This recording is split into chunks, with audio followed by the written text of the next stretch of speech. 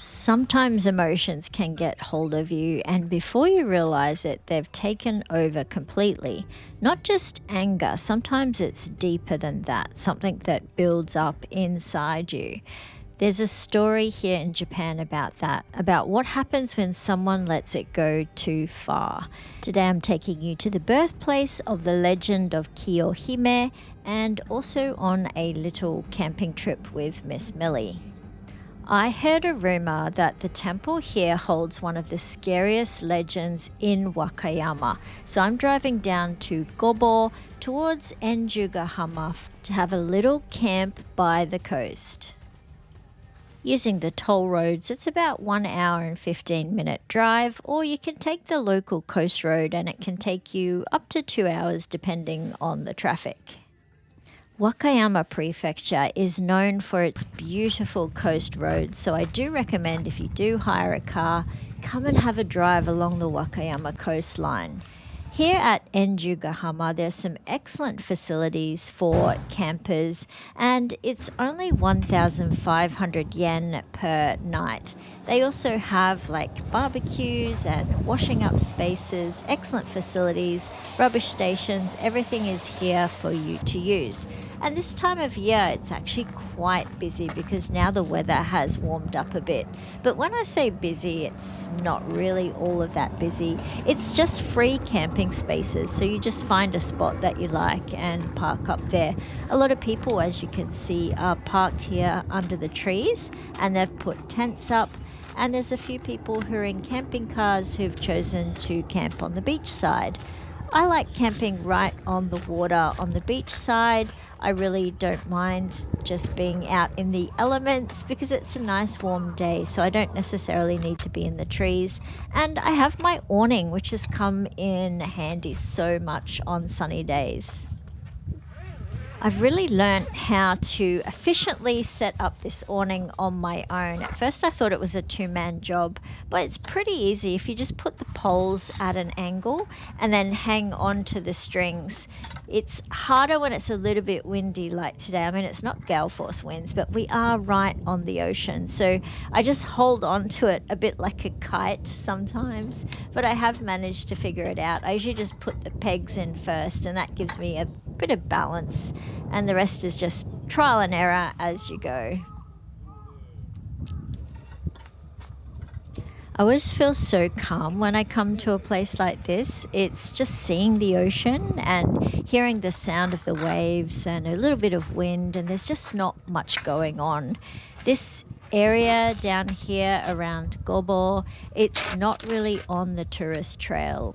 It's quiet and a bit overlooked, which is exactly why I like it.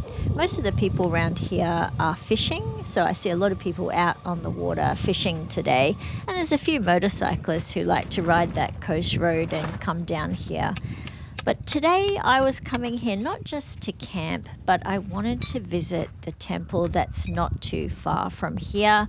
And I'd heard a story that's connected to it that's been told for hundreds of years.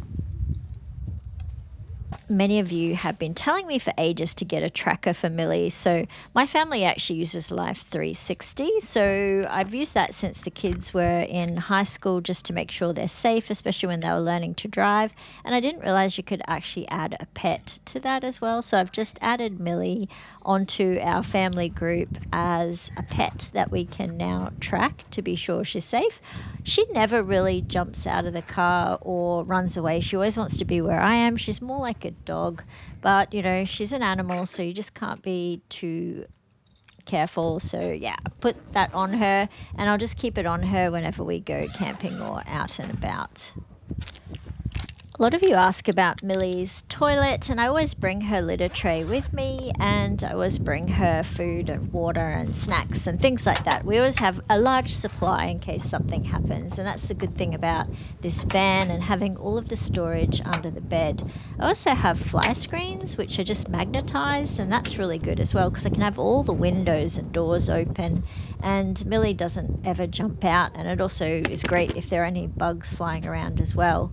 Now on the way down here, I stopped off and got some lunch. As you know, I have the battery and the solar, and I have a fridge, so I got enough food for lunch and dinner because I'm not sure what our plans are today. So I got a whole selection of different things at 7-Eleven. I am trying to be healthy as I can, so I got the vegetable sticks with miso and onigiri and just a mixed sandwich and some almonds, bit of water and coffee because I wanted to do a little bit of Japanese study and a little bit of video editing. So I need some snacks to keep me going, and I got this cream puff, but don't tell Cheney. Watching the guy next to me on the motorcycle set up his tent, he actually took around 2 hours to set this tent up. So it was very interesting to look how long it actually takes to set up tents. And I'm always grateful that with the camper van, you just pull out the awning and you're done. I mean, the bed's there, the table's there, the kitchen's there. It's so handy. And Millie wanted to get out and have a little walk, so I just stopped recording for a while and let her have a little walk around the ocean side and the grass and have a sniff at everything. Before I came down to Gobo today, I didn't know much about the legend of Kiyohime. It's just one of those stories that a lot of people were talking about as one of the scariest stories of Wakayama. And then when I heard it, it kind of changed the way I look at this place a little bit. I think it's what I like about Japan. You can be somewhere that feels completely lovely, but then there's something sitting underneath it that you would never know. I mean, even here, it just feels like a beautiful, quiet beach with people walking around, but not far from here, something happened. I'm thinking to head over there about twilight to the actual temple and see for myself what this legend is all about. The story originates from around the Heian period, which is 794 to 1185. So realistically, you're talking about a story that's been told for over 1,000 years. Stick, Millie. I found this little stick on the beach, and it's all salty and smells like the ocean, so it must be a little bit fishy. You want to eat the stick?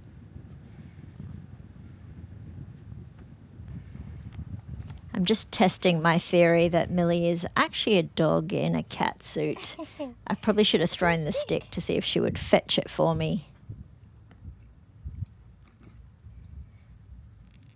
Now I put the collar on her neck, and then I just suddenly realized I didn't actually test to see if I could see her in the app. So I just saw I have some signal, and it's got, yes, Millie, she's right here with me because I'm also on this app using my phone, and we're both located right here on the beach. So it's working spot on, so I don't need to worry about it.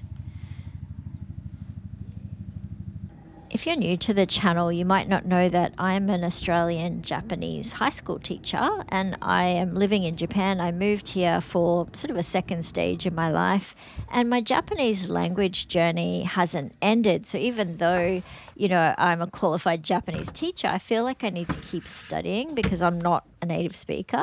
And there are two main tests in Japan. There's the JLPT, which is N1 to N5, and then there's the BJT. JLPT is just a general knowledge exam on broad range of topics, and the BJT is entirely on business and Keigo, which is the polite language. So I'm actually also a public safety officer for the Wakayama police. So they use a lot of very high level language. So I am taking the BJT because I want to improve my corporate or my polite business language for that scenario. So that's what I'm studying for today. So in the car, I just did the 2-hour mock test. So I have to do it straight in one sitting, and that simulates what it will be like when I sit the test. So today's actually Saturday, and I've got the test booked in for Monday. So it's going to be 2 hours on the Monday. And as I'm editing this, I actually already have finished the test. and the results will be sent to me in a couple of weeks. The good news is you don't fail. You just get a score out of 800, and you can sit the test every 3 months. So you just keep studying and see how you go, if you improve each time. But it is really sort of a brain strain, and I get so tired after concentrating for 2 hours. It really is a good workout for your brain, but definitely very, very exhausting afterwards. I had to actually have a power nap after I'd finished, and then I woke up later in the afternoon and decided to go for a walk before the sun fully set. I found this heart rock on the beach, which is so crazy because that's what the Kiyohime legend story is all about. I couldn't believe I found a heart rock. It's like a sign that I have to go to the temple. So I quickly packed up the awning and made a decision to go to the temple now. So I should be arriving there right on sunset, which would be the perfect time to walk around a temple with a scary legend. Outside the temple, there were some beautiful sakura trees. The cherry blossoms were out, so I thought I might take a couple of photos with Millie. I'm not sure if they allow pets in the temple, so just to be sure, I'm going to leave her in the car. And I took a couple of little snaps with Millie in the flowers, and I've put them on the next postcard. I drove around to the temple entrance because I want the full experience of walking up the stairs. So let me tell you about the legend of Kiyohime. She had met a traveling monk who passed through this area, and she fell for him completely. But for him, it was nothing more than a passing moment. And when it was time for him to leave, he told her what she wanted to hear and then disappeared. But she didn't let it go. He told her that he was leaving, but he would come back. But she didn't quite believe him and decided to follow him. And by the time he realized that she was following him, he really tried to escape. So he crossed a river thinking he could slow her down and that would be enough, but it wasn't. She even followed him into the river, and somewhere during that following in the river, something shifted, and what she felt was not love anymore. It had turned into something else. And by the time she reached the other side of the river, she was no longer human. She had turned into a serpent, and she was now driven by anger and something much darker. He ran to this temple. This temple is called Dōjō-ji. The monks hid him inside a large bronze bell, hoping it would protect him and that she wouldn't find him.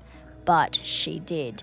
She wrapped herself around the bell and burned with such heat that the metal itself began to melt, and when it was over, there was nothing left inside.